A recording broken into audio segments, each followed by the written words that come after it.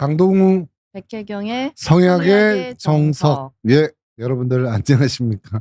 3주차 다시 사례 39번째 사례네요. 예, 성상담소 시작하도록 하겠습니다. 네, 백혜경 선생님 사례 볼까요? 네, 오늘은 핑계대는 남편? 네, 핑계대는 남편. 남편들의 핑계, 남자들의 핑계가 성과 관련돼서 어떤 것이 있는지 좀 알아보도록 하겠습니다. 네. 자, 남편과 성문제로 이분은 이제 30대 기혼 여성 사연인데 제 목소리로 읽으면 아마 조금 더 실감 나실 것 같아서. 30대 아니시잖아요, 근데 백 선생은. 뭐 할 수 없죠. 그럼 강 원장님이 읽으실래요? 아니, 전 괜찮아요. 예. 네. 꺼벙님 반갑습니다가 뭐. 네네. 방금 저는 좀. 네. 아, 꺼벙 참.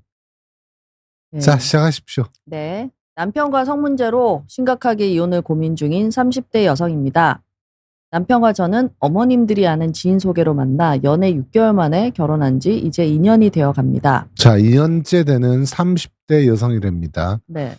사실 이제 한 2년 차, 2년이 되면 이제 뭐 이제 서로에 대해서 좀 잘 알고 그러면서 사실 섹스리스 문제로 이제 오시는 신혼 부부들이 2년쯤에 제일 많이 오죠. 그렇죠. 보통 뭐 신혼 6개월 지나면 뭐 그 평생 할 거 절반은 했다 뭐 이런 소리 하기도 하고요. 2년 정도 되면 이제 적나라하게 드러나는 들통 거죠. 다 나죠, 이제 보통. 네, 이제 콩깍지도 다 벗겨지고 서로에 대해서 이제 정말 좀 뭐 거의 이제 완벽하게 메이크업이 다 없어지는, 화장이 다 지워지는 그런 시기죠. 네, 그래서 처음 소개받았을 때는 이 커플도 모든 게 너무 완벽했습니다. 남편은 1등 신랑감이라는 전문 직종에 종사하는데 훈남 스타일에 키도 크고 심지어 패션 센스도 있어서 옷도 근사하게 잘 입고 매너도 좋아서 첫 만남에 금세 호감이 갔습니다.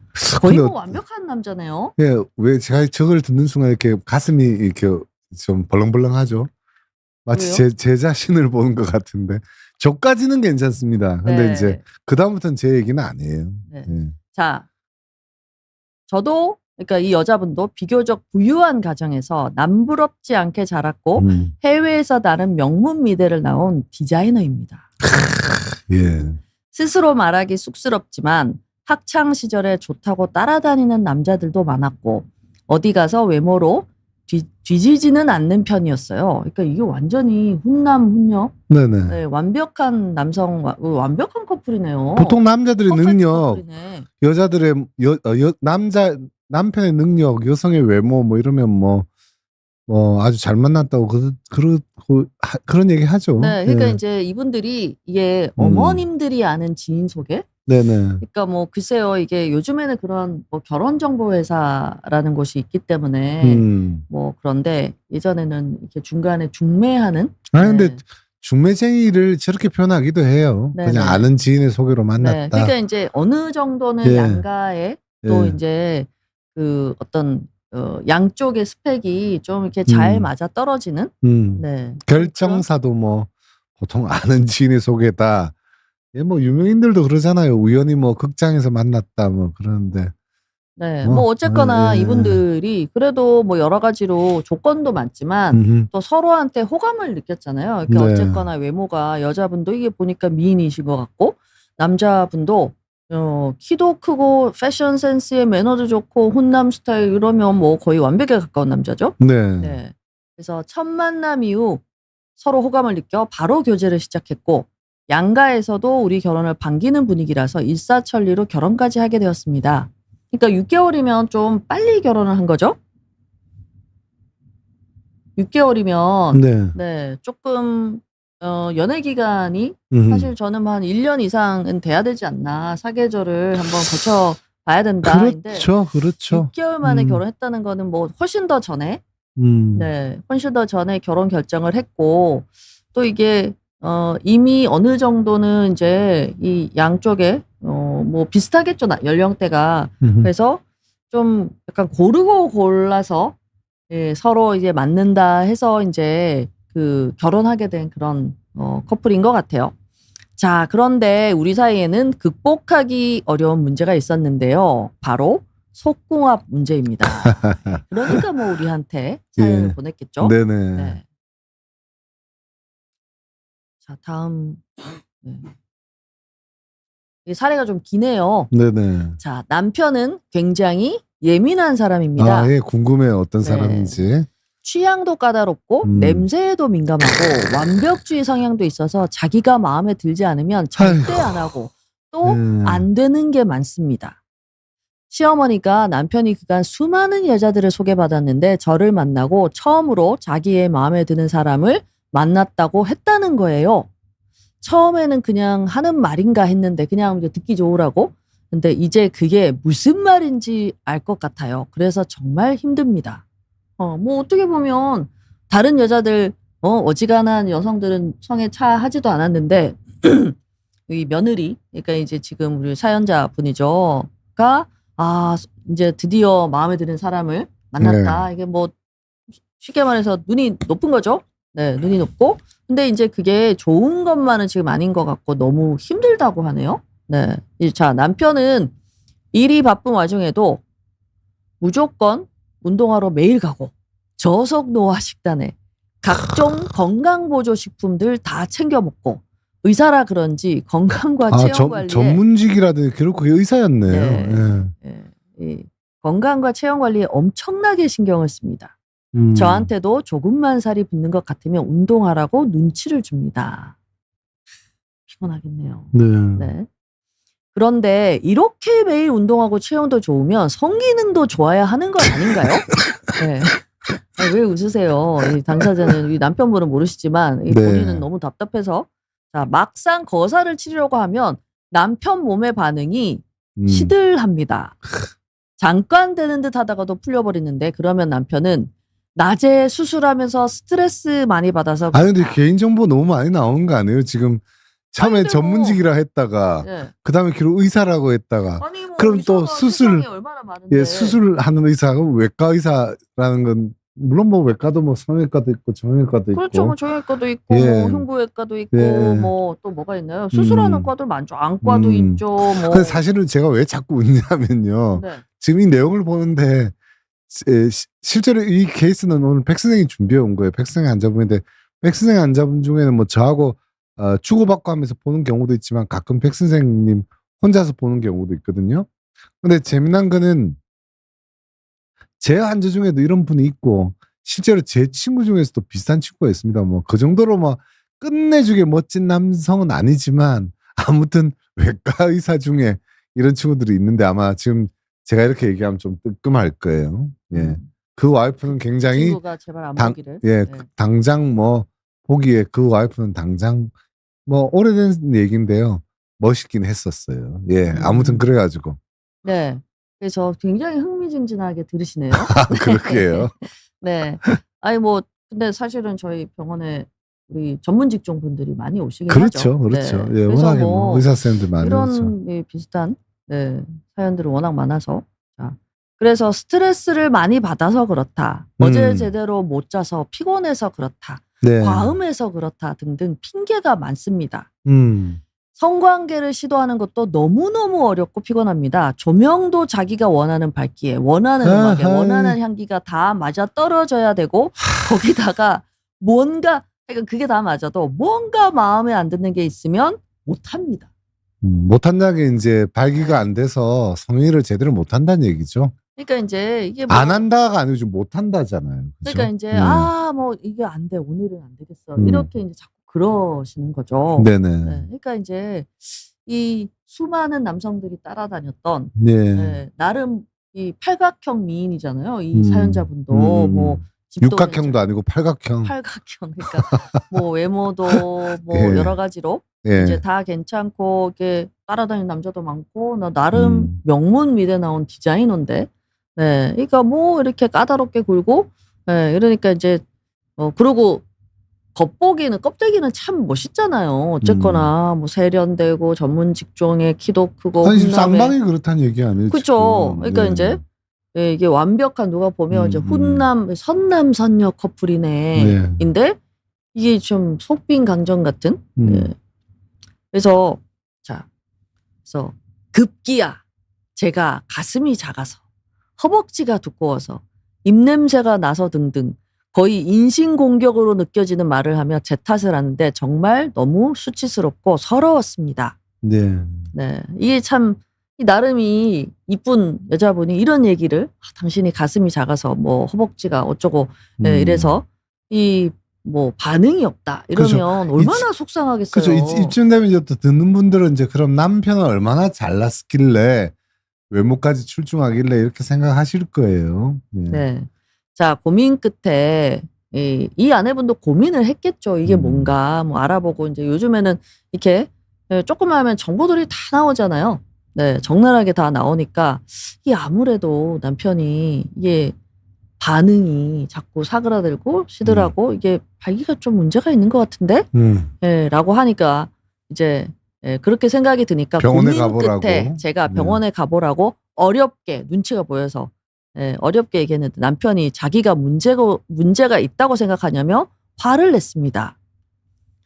아휴, 결국 저도 산정검사 겸 산부인과 진료를 받는 조건으로 유명하다는 비뇨기과에서 진료를 받았는데 참 이것도 웃겨요. 그러니까 사모님은 산정검사 겸 산부인과 진료를 받는 조건으로 남편이 비뇨기과 진료를 받았다는 얘기죠, 그죠? 네. 예.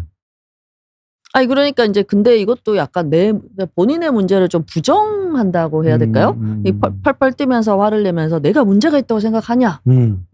이게 그 병원에 가라고 하면 당신 뭔가 치료받아야 될 뭐 그런 뉘앙스긴 한데 약간 무슨 좀 어떻게 보면 예도 아니고 그러면 너도 진료받는 조건으로 같이 공평하게 이것도 약간은 좀 이렇게 좀 미성숙한 반응 아닌가 하는 생각이 드는데 어쨌거나 이제 이 아내분이 남편 성격 아니까 이제 갔나 봐요. 어차피 산정 검사도 해야 되고 저도 이상이 없고 남편도 신체적으로는 아무 이상이 없다는 겁니다.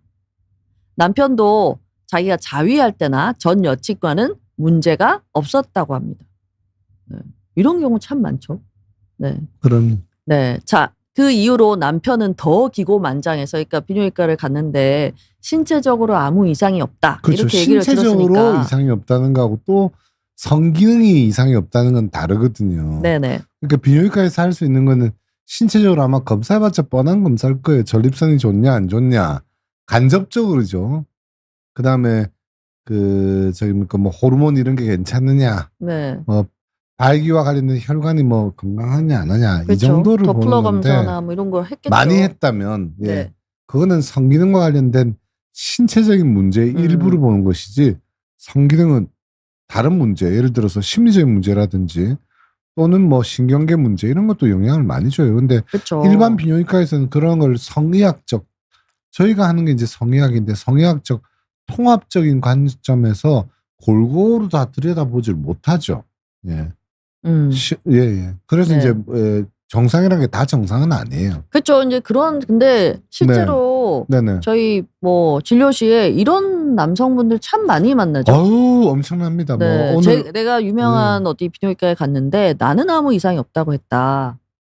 심지어 뭐 다 그런 건 아니지만 어떤 비뇨기과 뭐 이렇게 어떤 선생님은 원래 결혼해서 오래되면 안 된다. 뭐 이런 얘기를 하시지를 않나? 네. 파트너가 바뀌면 잘 될 수도 있다 뭐라고 약간 바람 피워봐라. 뭐 바람 피우면 잘 될 거다. 네. 있을 수 없는 의사로서 있을 수 없는 그런 표현이 나오는데. 아니 근데 뭐 일부 정말 다 그런 건 아니니까.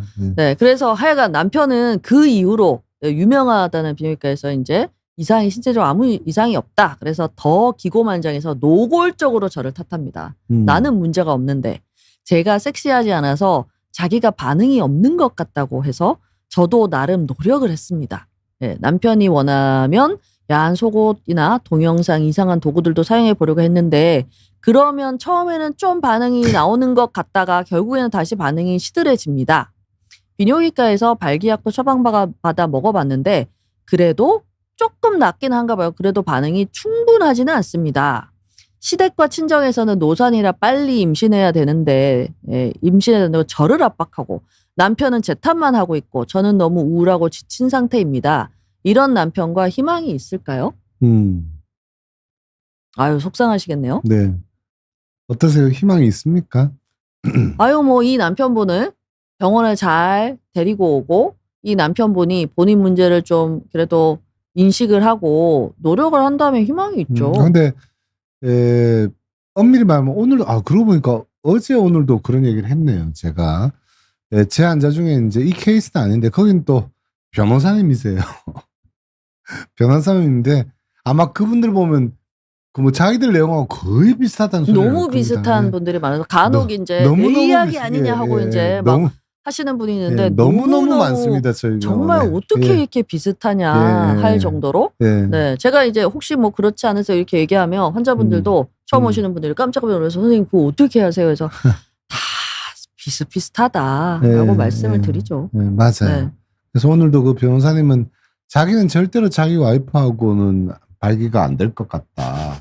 그 이유는 뭐 본인이 발기부전이라고 생각하는 문제가 아니고 어쨌거나 아내하고 안 맞다.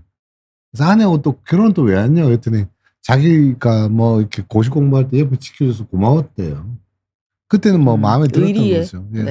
어쨌거나 자기 문제인 발기부전을 보지 못하고 상대방 탓을 하는 경우가 너무너무 많습니다.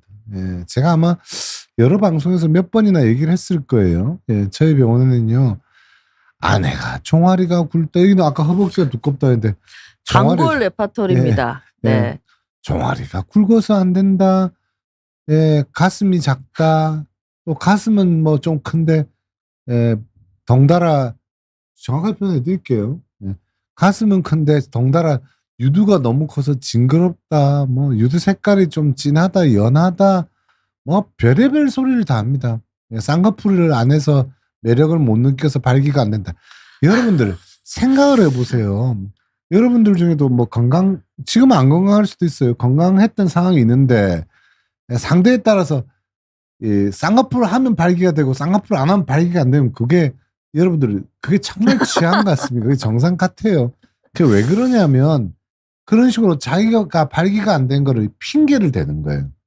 그래서 저희 병원에 정말 머리끝에서부터 발끝까지 전신 성형을 시킨 케이스도 있어요. 안타까운 일이네요. 내 아내하고는 안 된다. 그 이유가 내 아내가 내 타입이 아니라서. 자, 이제 왜 결혼했어요? 뭐 결혼할 때야 뭐 아내 뭐 그 케이스는요. 그 남편은 집안이 준재벌이고요. 아내는 서울대예요. 서울대 나와서 학벌 때문에 결혼한 건가요? 뭐 서울대 출신 중에 뭐 못생긴 여성은 아닌데 이 준재벌 집안이 소위 말해서 이 학벌이 없는 집안. 그러니까 이 시아버지죠. 남편의 집 쪽에서 며느리 학벌이 굉장히 좋은 사람을 원했던 거예요. 그러니까 엄밀하게 얘기하면 이거 이제 심리적으로 분석하면 여러 가지 케이스가 있는데 이 케이스는 워낙에 소심한 아들. 그 아들이 더더군다나 결혼조차도 자기가 원하는 결혼이 아니라 부모가 선택해주는 결혼을 한 거죠. 그런 과정에 이제 아버지는 거대한 준재벌인 능력자고 저희 병원에 많습니다. 아버지가 교수, 능력자, 뭐 재벌 이런 경우에 아들이 굉장히 힘없는 아들이 있어요. 사실은 이제 그 아버지의 무게감에 약간 아들이 그렇죠. 너무 이게 짓눌리는 거죠. 남성 심리가 약한 거죠, 그죠? 네. 그런 과정에 너무 강한 일종의 이제 심리적인 롤 모델이자 약간 라이벌 같은. 라이벌이고 거기서 이제 웨디팔 콤플렉스죠. 본인은 지는 거예요. 자기가 어른과 같은 남자 구실을 못한다는 그런 심리도 이 문제에 작용을 하는 경우도 있어요. 아무튼 지금 이 사례자는 그런 쪽보다는 뭐 서울대나 고학력자들 특징이죠. 서울대 이런 케이스도 되게 많아요. 아까 여자 얘기지만 이건 거꾸로 남자 발기부전이 발기부전인데 완벽주의가 너무 심한. 서울대 여러분들 한번 쉽게 생각해 보세요. 서울대생들이 인간관계를 굉장히 잘하겠습니까? 적당한 대학 다니는 친구들이 잘하겠어요.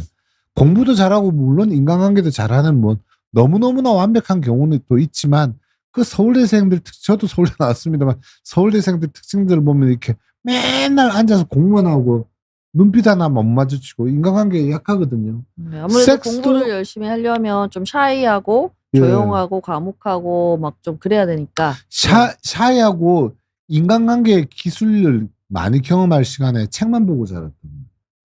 섹스도 인간관계예요. 그러니까 인간관계를 잘 못할 수밖에 없는 여성 앞에서 남성 구실을 못하는데 그 모습을 반증하는 게 무슨 뜻이냐면요. 바로 굉장히 예민하다 뭐 이런 얘기도 있지만 건강보조식품 그죠? 굉장히 건강보조식품에 대한 집착 무조건 운동하러 간다. 이 운동이 정말 건강을 확보하는 운동이 아니고 그저 멋있어 보이고 나는 튼튼해 보인다. 이것도 일종의 완벽주의예요. 그렇죠. 이제 아마 이분이 패션 센스도 있고 뭐 이런 게 이게 좀 타인의 시선이나 평가에 좀 민감하신 분일 수 있죠. 좋은 지적이에요. 예, 맞아요. 예. 네. 그래서 전체적인 대인들에 대한 시선이나 평가에는 예, 좋은 존재죠. 그죠? 의사고 뭐 능력 있고 멋지고 이렇게 보이는데 실제 속 알맹이를 들여다보면 딱 발기벗고 들여다보는 자기의 진짜 본능적인 모습으로 행하는 게 섹스거든요. 거기에서는 영 반응이 덜 나온단 말이죠. 잠깐만요. 꺼병 123님, 백혜경님은 이마가 이쁘셔서 더 어려 보이고 좋으시네요. 아유, 감사합니다. 네. 네. 꺼벙이 제가 좋아하는 만화 길창덕 과백님의 예. 어린 시절. 예, 맞아요. 어릴 때 백 선생 그 이마에서 거의 광이 났었죠. 너무 거기에 이제 속아서 저도 결혼했는데 예, 이마만큼 이렇게 속이 넓지는 않아요. 가끔 잔소리하고 막 그런. 저를 무시하고 그럴 때가 있어요. 아이고 참 왜 그러십니까? 자, 아무튼 그래서 이런 케이스 경우에 이런 걸 뭐라고 그러냐면 아내한테만 자기는 이제 자위 때 되니까 멀쩡하다 이렇게 얘기. 또 거짓말일 수도 있어요. 근데 실제로 자위 때는 잘 되는 분도 계세요. 그러니까 안 믿는 거죠. 자기가 문제가 있다는 거를. 자, 여러분들 좋은 가수는 혼자 노래를 잘 부르는 겁니까? 무대에서도 잘 부르는 겁니까? 무대에서도 네, 잘 불러야죠. 근데 이 남자는 혼자 숨어서 자위할 땐 잘 돼요. 실제 무대에 올라가면 안 된다는 얘기죠. 예, 맞아. 이 사람은 상황성 발기부전. 그쵸. 아내라는 특정 대상이나 특정 상황에서 발기가 안 되는 문제. 예. 누워서는 되는데 엎드리면 안 된다든지 이런 체위에 따라서 발기부전도 있고요. 상대에 따라서 맞아요. 제 병원의 환자들 중에는 장녀하고만 발견된 사람이 있어요. 예. 그래서 이게 뭐냐면 장녀가 더 뭐 야하게 기술적으로 이렇게 자극을 줘서 그러는 것도 있지만 그게 아니고 애초에 성을 포르노에서 배우다 보니 성은 굉장히 지저분한 존재하고 퇴폐적으로 해야만 된다는 그런 무의식이 개입되는 경우도 있어요. 그러니까 성에 대해서 좀 잘못 배우신 거네요. 배웠단 말보다는 그런 무의식이 만들어진 거죠. 잘못 입력이 됐네. 입력된 잘못 거죠. 조건화가 된 거네요. 네. 네. 자, 이런 경우 이제 저희들은 상황성 발기부전에 대해서 여기는 지금 발기학도 얘기가 나왔잖아요. 그죠? 그래서 문제가 심하면 발기학으로 반응 없어요. 남편은 어떻게 생각하냐? 너한테 매력을 느끼지 못하기 때문에 내가 발기가 안 된다 이렇게 얘기를 하는데 그게 아니라 상대 앞에서 특정 상대 특히 결혼한 와이프의 이미지가 무서운 엄마처럼 보일 때도 이럴 수 있고요. 또 아버지가 너무 강한 경우 또는 엄마의 이미지하고 관련해서 와이프가 너무 모성 본능으로 보인단 말이에요. 그게 이제 마돈나 신드롬이라는 거죠. 그죠? 그래서 이 아내가 나의 여자친구 애인으로 보여야 되는데 특히 와이프가 애를 낳으면 여러분들이 섹스를 안 하게 되고 성욕이 확 사라지는 경우도 있어요. 와이프가 몸매가 바뀌고 이런 문제가 아니고 여전히 예뻐도 성욕이 사라진 건 이제 무의식적으로 마돈나 신드롬에 이제 개입되어서 아내가 모성 본능으로 보이기 때문에 안 하는 경우도 있죠. 이런 경우도 단순히 아내의 매력 문제가 아니라 시민성에 관련된 상황성 발기부전으로 봐야 되죠. 그렇죠. 사실은 상황성 발기부전이 생각보다 엄청나게 굉장히 많아요. 많죠. 예. 네, 굉장히 많고 이 남편분이 얘기한 자위할 때는 되는데 아니면 당신 말고 다른 여자하고 하면 된다. 뭐 그래서 사실 이게 뭐 일종의 외도의 외도를 이유처럼. 하는 그 뭐랄까 이제 뭐 자기 합리화 네네. 이렇게 돼버리는 그게 이제 나중에는 우리는 속궁합이 맞지 않아서 우리는 안 맞아. 네. 그래서 나는 사랑하는 여자가 생겼어. 이게 뭐 단골 레퍼토리죠. 맞아요. 네. 네. 이런 분들 뭐 오세요. 치료 잘 됩니다. 정말 잘 됩니다. 예, 저희가 20년 넘게 병원을 이미 운영해 왔고 저희 이 방송을 보고 있는 제 이전의 환자들도 있을 건데 저희 병원 후기도 있을 거고요. 예. 말 안 되는 사람은 치료 안 돼요. 와서 예. 뭐 저희가 뭐 약을 주고 뭐 주사를 주고 발기약, 아니면 발기주사 이게 아니고 이래서가 아니고 저희는 그 행동요법을 하기 때문에 열심히 본인의 노력도 필요해요. 훈련을 따라오는 거죠. 숙제를 잘 하셔야 되거든요. 네, 그런 경우 케이스도 있고 물론 다른 뭐 약을 써야 되는 그런 케이스도 있는데 발기약이 아니고요. 근본 원인을 다스린 약을 써야 될 수도 있죠. 치료 엄청나게 잘 됩니다. 예, 저를 믿으세요. 자, 발기부전 이런 슬라이드도 또 우리 백승이 준비해 오셨네요. 사례가 더 있는 건 아니죠. 네, 사례가 더 있지는 않고요. 핑계 대는 짧게 남자. 끝내라고 하셔가지고. 뭐 그 슬라이드 있으니까 한번 봅시다. 다음 세 가지 중에 한 가지 이상을 성관계 시 대부분 75%에서 100%의 경험할 때 발기부전이란다. 여기서 이제 맞아요.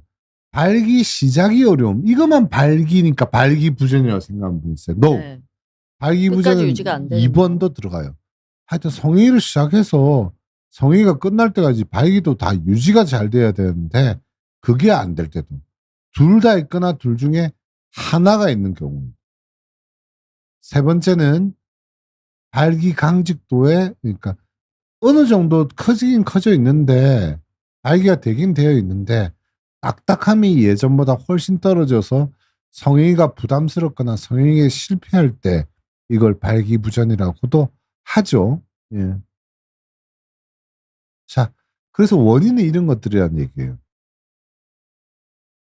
혈관, 피가 들어와서 빵빵해지는데 혈관이 건강해야 되고요. 그렇죠. 특히 아마 여러분들 들어보셨을 거예요. 남성 호르몬이 건강해야 돼.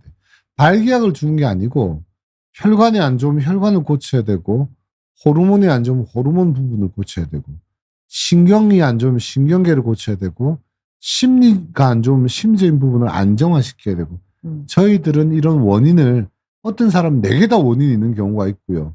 어떤 사람은 하나가 뚜렷하게 안 좋은 경우가 있고 뭐 젊은 친구들일수록 심리적인 부분도 많고 이런 것들을 저희가 찾아서 원인 치료를 단일 또는 복합적으로 하는 것이 단순한 비뇨기과 치료 발기약이 아니고요. 그게 제대로 된 근본 원인을 다스리는 성의학적 통합 치료라 하겠죠. 네, 사실은 이제 지금 이 케이스 상황성 발기부전은 뭐 심리적인 부분이 거의 이제 가장 큰 비중을 차지하는 그런 시민성 발기부전 쪽에 가깝죠. 네. 자, 뭐 아주 상식적인 얘기인데요. 기본적으로 여러분들도 조금 쉽게 나눌 수 있어요. 왼쪽에 있는 제가 하살표를 올려놓을게요. 왼쪽에 있는 게 주로 이제 심리적인 문제가 있을 때 일어나는 발기부전의 현상이고 하살표가 없는 쪽에는 신체적인 문제가 많을 때 발기부전을 얘기하거든요. 주로 이제 시민적인 문제는 어느 날 멀쩡한데 갑자기 일어나고요. 그렇죠. 어느 날 갑자기 오죠. 예. 그다음에 몸 상태가 안 좋은 경우에는 점점 그레듀얼이란 말이 점점 나빠지고 있다. 일반적으로 대체로.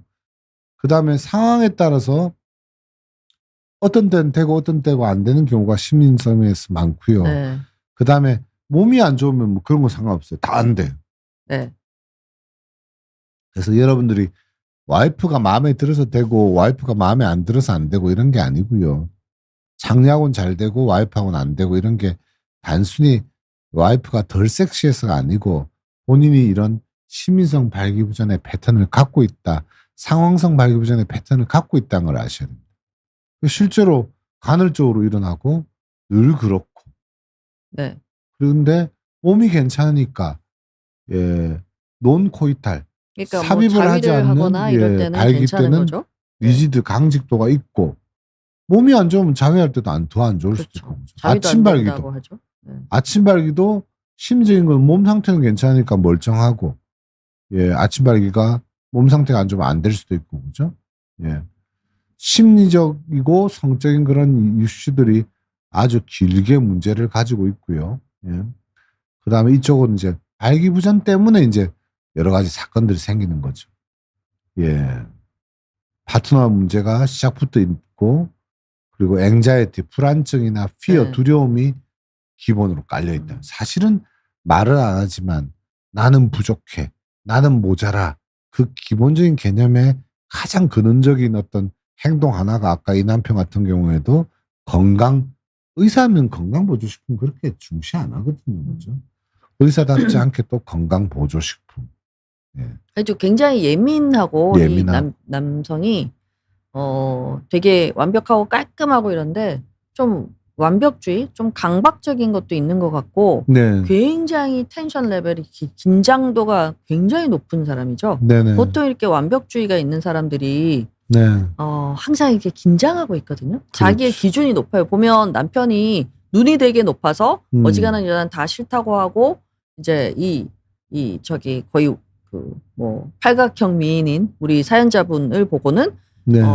드디어 좀 마음에 드는 여자를 만났네. 그래서 결혼을 했잖아요. 사실은 그거 자체가 기준이 높은 사람. 네. 그리고 사실 이렇게 얘기할 수도 있어요. 이전에 만났던 여성들을 여러 가지 이유로 이래서 안 되고 저래서 안 되고 이게 마음에 안 들고 그 사실은 그러니까 마음에 들어하는 여자가 별로 없었다라는 것도 저는 문제라고 보거든요. 그럼 그냥 예. 단순히 눈이 너무 높다가 예. 아니고 사실 일종의 본인도 스스로 인지하지 못하는 무의식적인 회피인 거죠. 예. 네. 여러분 정신과에서요 완벽주의, 강박증 딱 그 물건 제자리에 있어야 되고 이런 것들 있잖아요. 결벽증도 비슷한 얘기다. 아까 입냄새도 나왔잖아요. 완벽주의, 강박증이 어느 크라이테리아에 속하는 줄 아세요? 제가 뭘 묻는 거냐면 쉬운 말로 정신병, 우울증, 예, 이런 거에 어디 속하느냐 말이죠. 바로 강박증, 완벽주의는요. 불안장애에 속해요. 불안증에 속한다. 그러니까 저 사람 너무너무 완벽해 하면 사실은 그 이면을 들여다보면 굉장히 불안함이 깔려 있는 거란 말이에요. 그러니까 완벽해지려고 막 애를 쓰는 거죠. 그죠? 그 불안증, 불안감은 마음으로만 끝나는 게 아니라 우리 몸의 자율신경계를 끌어올리고 교감신경을 올려서 아드레날린 분비가 되면서 아드레날린 바로 혈관 수축제거든요. 발기혈관을 수축시키는 이 연결 병리 현상이 바로 시민성 문제의 심리적인 부분을 다뤄야 되고 또 심리적인 것만 다뤄서 안 되고 시민성 문제가 발기가 안 된 건 몸의 반응이잖아요. 그죠? 심리적인 문제가 몸의 반응에 영향을 주는 그 브릿지, 연결고리, 연결 메커니즘이 뭐냐면 바로 자율신경계예요. 그래서 잘 모르시는 죄송한 표현이지만 무식한 성기능장애는 의대에서 안 매니까 무식한 의사들은 저희가 이제 시민성 발기부전, 시민성 성기능장애를 다룬다 그러면 단순히 상담만 하는 줄 알아요.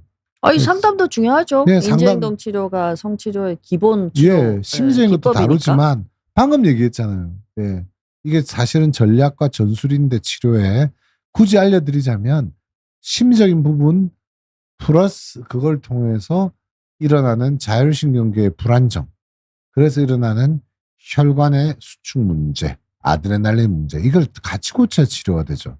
제발 그쪽도 의사 선생님들 좀 공부하시기 바랍니다. 네.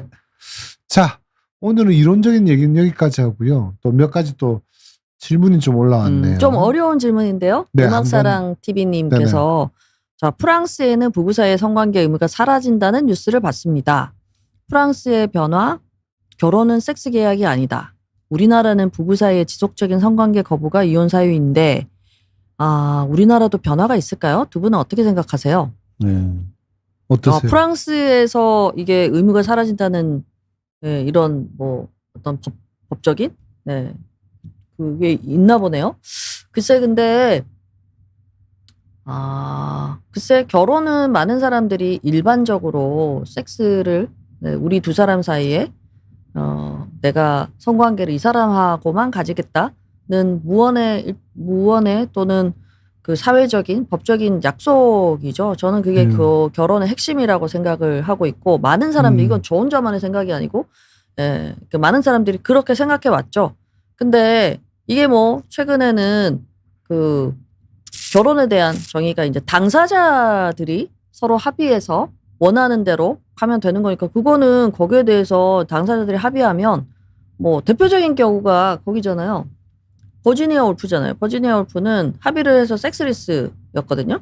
네. 그렇지만 이제 그거 두 사람이 합의한 거기 때문에 뭐 거기에 대해서 두 사람이 약속을 하고 합의를 하면 문제는 없다고 보긴 하는데 섹스리스라는 문제가 성관계의 의무가 사라진다. 이게 섹스를 안 한다는 게 결국에는 그냥 섹스를 안 한다 그 자체 그 현상만이 아니고 두 사람의 관계 심리적인 부분에 영향을 미치지 않나요? 네. 네. 이걸 이제 너무 극단적으로 표현하는데 결혼은 섹스가 전부 아니에요. 그렇게 네. 섹스가 전부는 아니다라는 것으로 생각을 해야 될 거를 이제 궁지에 몰린 사람 어떤 분들 섹스를 거부하거나 섹스리스거나 아까 핑계를 대는 사람들 있잖아요. 그런 분들이 이런 표현도 할 때도 있어요. 그거는 저는 반대하는 입장입니다. 무슨 말이냐면 아니 내가 너하고 결혼해서 살면 됐지 꼭 섹스를 해야 되냐 하면서 섹스를 마치 안 해도 되는 지나치게 상대방이 섹스를 요구하는 것처럼 몰아가는 그런 경우가 있어요. 그건 바람직하잖아요. 왜냐면요.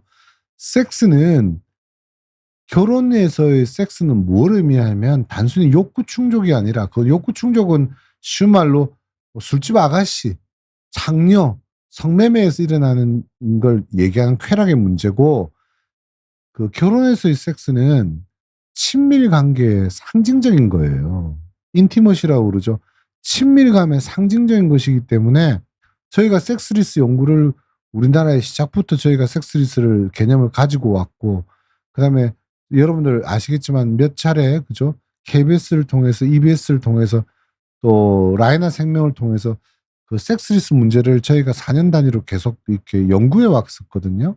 연구 보고서를 내면서도 뭐 말씀을 많이 드렸습니다만 섹스를 그래도 유지하는 부부가 훨씬 건강하고 행복한 경우가 많고 섹스리스가 바로 부부 사이의 불화, 이혼이기 이런 부부 사이의 파탄을 예측할 수 있는 굉장히 중요한 적신호가 되더란 말이에요. 바로미터죠. 예.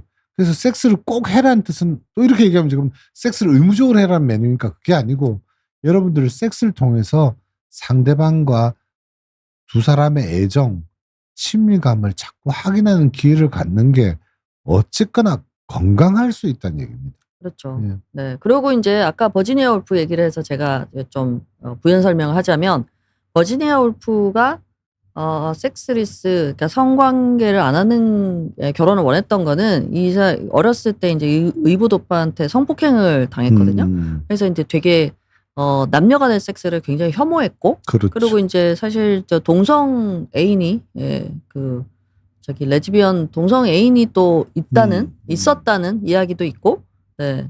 근데 이제 사실은 버지니아 울프가 지금 시각으로 보면 조울병이 굉장히 심했죠. 결국 자살했잖아요.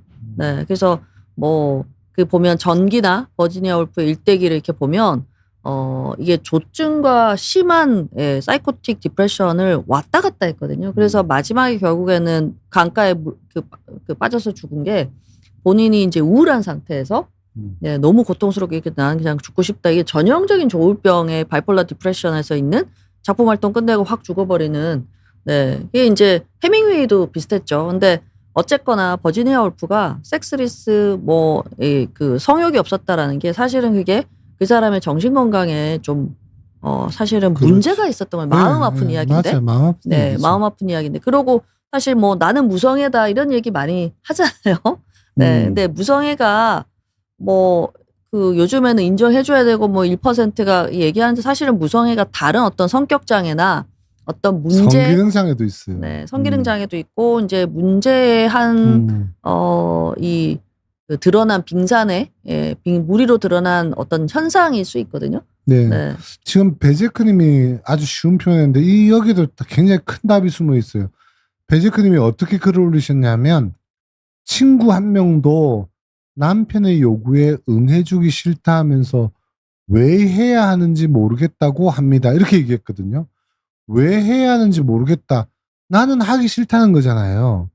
그러면 그럼 섹스를 내가 의무적으로 해야 되느냐? 아까 음악사랑님이 질문하고 또 연관이 되고 계약과 의무가 되는데 그게 아니고 왜 해야 하는지 모르겠다고 하는 생각을 할 때 왜 우리 부부는 특히 나는 남편의 요구에 응해주기 싫을 정도로 섹스에 거부감이 들지 하는 거를 본인 스스로도 고민해 봐야 되고 그쵸. 남편도 고민해 봐야 되고 그 고민의 해법을 못 찾는다면 전문가를 통해서 우리 부부가 지금 무너지고 있는 부분을 찾으셔야 돼요. 네. 섹스를 사실은 한다 안 저기 한다 베제크님이 올린 저 글에 친구 네네. 한 명도 남편 욕에 응해주기 싫다면서 왜 해야 하는지 모르겠다. 저기 사실은 증상이 드러나 있죠. 그렇죠. 왜 해야 하는지 모르겠다. 저분은 그러니까 뭐 뭔가 흥분이나 오르가즘 반응이 이게 내가 섹스가 좋지가 않은 거예요.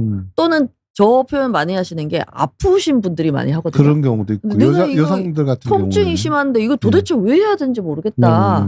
네. 그러니까 이제 이게 뭔가 뭐 무조건 환자로 만드는 게 아니고 실제로 저 문장만 보면 왜 해야 되는지 모르겠다. 거기 예전에 제가 그 같은 제목으로 그 저기 비욘디 강의를 한 게 있어요. 그게 성혐오증. 그래서 그게 쫙 이렇게 제가 설명을 해놨으니까 아마 그거 참고하시면 되는데 사실은 뭔가 성관계가 즐겁지 않거나 고통스러운 분들이 저런 표현을 하시거든요. 맞습니다. 네. 그래서 이게 그 정도로 이렇게 왜 하는지 모르겠다고 할 정도로 두 사람 사이가 멀어지고 있다는 그에 대해서 심각하고 신중한 고민을 해보고 그래도 안 되면 전문가를 찾아보는 게 낫다는 뜻이에요. 자, 좋아 858님 처음부터 잘 맞았던 속궁합인 두 사람 안 맞지만 맞춰간 두 사람 부자가 전자의 속궁합을 이길 가능성이 있을까요? 아, 이거 쉬운 듯 하면서 굉장히 저는 좋은 질문이라고 봐요. 저희 병원에는요, 절대로 우리 부부는 아까 뭐 발기도 안 됩니다부터 시작해서 우리 부부는 성적으로 바뀔 수가 없습니다. 즉 속궁합이 안 맞습니다. 부부들이 많이 찾아온대요. 이제 어느 한쪽이 둘 다 뭐 강 박사님 믿어서 왔습니다 하는 경우도 있지만 한쪽이 뭐 저를 열심히 찾아보고 오기도 하지만 한쪽은 전혀 모른 채 와서 그게 어떻게 바뀝니까? 이렇게 얘기를 하거든요. 제가 저희 병원만 지금 21년째예요. 압구정동에서. 뭐 제대로 치료를 안 해가지고 병원이 지금까지 생존해 있겠습니까? 그죠? 안 맞지만 노력을 통해서 스스로 맞춰갈 수도 있고요. 또 안 맞지만 스스로 못 맞춘다면 전문가를 통해서 맞춰갈 수 있습니다. 처음부터 잘 맞았던 전자네요. 잘 맞았던 속궁합 두 사람 계속 잘 갈 수도 있어요.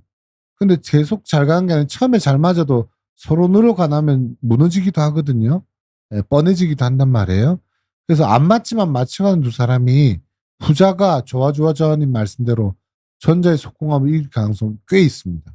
제대로 노력하거나 그 노력을 도와줄 수 있는 전문가만 잘 만난다면 말이죠. 속궁합도 그래서 이전에 그 조선일보인가 칼럼에도 제 제목이 있었죠. 속궁합도 바뀐답니다 하는 제목의 칼럼이 있을 테니까요. 한번 읽어보세요. 다음 준호 Z6K님. 네, 백선생 한번 읽어볼까요? 안녕하세요. 30대 남자입니다. 성관계를 1년 이상 안 했는데 며칠 전 사정시 선홍빛 피와 섞여서 나왔습니다. 찾아보니 사정을 오랫동안 안 하면 피와 섞여서 나올 수 있다고 하는데 맞나요? 통증이 심각하게 아프진 않고 살짝 따끔거리는 느낌이었습니다. 지켜보다가 추후에 피가 또 나오면 그때 진료보는 게 맞을까요? 예. 일단 이분은 일회성으로 혈정액증을 겪었는데요. 성관계를 1년 이상 안 했다고 무조건 혈정액증이 생긴 건 아니에요. 뭐 안에 뭐 또 문제가 있을 수도 있고 뭐 흔하게는 전립선에 염증이 있다든지 이럴 경우도 있고요. 예. 반대로 실제로 혈정액증을 정밀 검사를 해봐도 명백한 답을 못 찾는 경우도 꽤 있긴 해요. 예, 돌덩어리가 있어서 그럴 수도 있고, 뭐 물론 심각하게는 암일 수도 있는데, 젊은 나이에 봤을 때는 30대에는 뭐 암 같은 게 일어날 수는 없죠. 자, 전립선 암은 거의 없다고 보시면 됩니다. 그래서 뭐 통증도 없고, 조금 아쉬운 거는 살짝 따끔거리는 느낌이 있다는 정도는 요도염이나 전립선염 같은 게 조금은 있긴 있는 것 같고요. 일단은 걱정이 많이 되시면 가까운 비뇨기과에 가서 검사를 해보는 게 제일 좋고요. 그 다음에 소변 검사부터 전립선 검사를 해본 게 좋고, 아주 가볍고 지나간 느낌이다 싶으면 한두 차례 더 또 정액에서 사정시 피가 나온지 관찰한 다음에 병원을 찾아가시면 되고요. 반복되면 명백한 문제가 있는지 반드시 꼭 찾아가는 게 옳다고 하겠습니다. 네. 꺼벙이 리사님. 예. 요즘은 사귀기 전에 잠자리를 먼저 하고 속궁합 서로 확인한다던데요. 속궁합은 오래 갈까요? 아까 얘기한 대로 바뀌죠. 네. 예. 자, 전문 용어로 속궁합은 섹슈얼 크레판시. 예. 네. 그러니까 이제 서로 성적인 어떤 일치도. 그게 취향이 될 수도, 이게 자꾸 속궁합이라면 뭐 해부학적인 뭐 자꾸 이제 구조를 얘기하시고 아우 정말 촌스러워요. 여자들은 뭐 작아야 되고 남자들은 커야 되고, 정말 그거 수많은 의사들이 연구해 봤는데 아무 의미 없습니다. 제발 이제는 소녀경 얘기 좀 그만하시고. 네. 몇천 년 전에 소녀경이 있다. 몇천 년 전에 그 과학이라는 게 있던 시절일 겁니까? 그걸 왜 21세기 들고 나와서 자꾸 얘기를 해요. 무식한 얘기죠. 예. 네. 꺼벙님이 무식하다는 건 아니고 예, 속궁합 뭐 소녀경 얘기하는 사람들 일자 무식입니다. 예. 네. 네. 그래서 속궁합 처음에 만나보고, 맞아요. 저희 환자들 또 맞아요. 또 저희 환자 얘기예요. 있어요. 처음에 속궁합부터 확인해 봤다 뭐 이런 얘기인데, 그 속궁합은 영원할 수도 없고요. 또 처음에 안 맞아도 아까 저희가 얘기를 해드린 것처럼 맞춰 나가는 노력만 할 줄 안다면, 또 그 노력을 잘 못하면 전문가들이 있으니까요. 굉장히 잘 맞아줄 수도 있어요. 예, 이렇게까지 우리 와이프하고 잘 맞아줄 줄 몰랐다 이런 얘기들 치료받고 나면 많이들 하세요. 예. 예, 또. 저 무성애자. 예, 마지막 그 얘기하고 이제 끝낼까요? 무성애자라고 하는데 남의 연애사는 재미있어하는 심리는 뭘까요? 네. 글쎄요. 뭐죠? 네. 무성애자라고 주장하시는 분들의 상당수가 사실 그냥 뭐 오늘 그 케이스 제목처럼 핑계죠, 핑계. 예. 나는 무성애자야. 예. 네. 많은 사람들이 무성애자로 또 저희 병원을 찾아왔는데요. 그 중에서 진짜 무성애자는 극히 드물어요. 극히 드물어요. 예. 그래서 그렇게까지 생각하실 필요는 없고, 보통 본인들이 문제가 있거나 아내하고 섹스 안 하고 싶을 때 나는 알고 봤더니 무성애자야 이렇게 얘기하는 경우가 좀 있습니다. 네. 예. 뭐 당연히 무성애자, 유성애자를 떠나서 남의 연애사는 원래 남의 직구성 얘기는 관심 많잖아요. 그죠? 그런 심리라고 봐야 되겠죠. 자, 여러분들 오늘은 PD님 오늘 방송 제목은요. 남편의 핑계 콤마 발기부전이고요. 해시태그는 강동우, 백혜경, 성의학, 발기부전 이렇게 만들어주시면 되겠습니다. 요거 답변 드릴까요? 비사관과 러브레터가 생각나서 진짜 무성애자인지 궁금했어요. 예, 제가 비사관과 러브레터 이 소설이 언뜻 이제는 늙어서 기억이 안 나는데 어떤 내용이죠? 그 노처녀 그 기숙사 사감이 굉장히 성적으로 억압적인 보수적인 분인데 알고 봤더니 그 연애 편지 다 압수에 가서 자기가 막 읽으면서 막 뭐 이렇게 혼자서 좀 이렇게 자기도 하고 싶은 연애를 하고 싶은. 네. 여러분들 스님이나 수녀님이 성욕을 가지면 정말 그거는 천하의 나쁜 스님이나 나쁜 수녀님이 되는 건가요? 그렇진 않죠. 인간의 본능 아닌가요? 네, 그렇죠.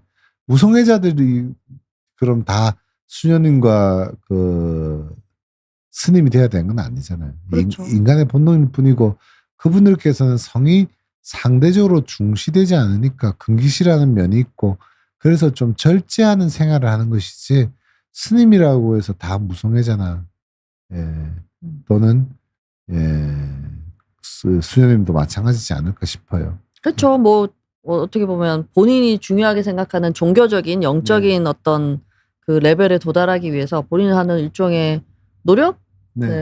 금욕인 거죠. 뭐. 이전에 그 방송인 중에서도 자기가 무성애자라고 큰소리 빵빵 쳤던 친구가 있는데요. 알고 보면 호르몬이 많이 떨어져서 성욕이 실제로 좀 줄어들고 찌질이가 된 남성분도 있으시거든요. 그래서 이 무성애자들의 스스로 무성애자라고 생각하는 상당수는 자기 합리화라는 점을 좀 많이 생각했으면 좋겠어요. 사실 지금 방송에서 얘기하신 분이 완벽주의, 강박증. 네, 좀 오늘 사연자하고 약간 비슷하죠. 예. 오늘은 여기까지입니다. 핑계 한번 잘 생각해 보시기 바랍니다. 여러분들 좋은 밤 되시고요. 오늘 좋은 질문 올려주신 분들께 감사드립니다. 예. 다음 시간에 다시 뵙겠습니다. 감사합니다. 안녕.